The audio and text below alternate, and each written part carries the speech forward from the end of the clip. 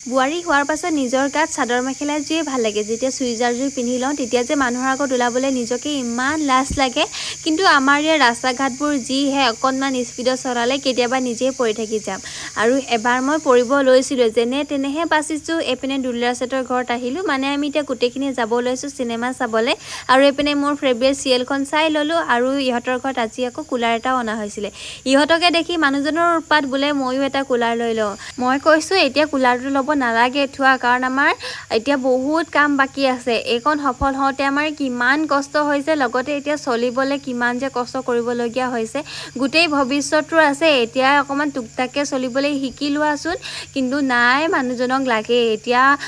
মানুহজনকো মই ল'বলৈ কিন্তু নিদিওঁ কাৰণ এতিয়া গোটেই আমাৰ ভৱিষ্যতটোৰ কথা আছে এতিয়াৰ পৰা যদি দুটকা এটকা গোটাই যাওঁ তেতিয়াহে ভৱিষ্যতে কিবা এটা কাম কৰিব পাৰিম আৰু মালামাল বৈ আপোনালোকে চালেনে জনাবচোন আমাৰ যে চাই ইমান ভাল লাগিলে যদি আমাৰ ঘৰৰ ওচৰতে চিনেমা হল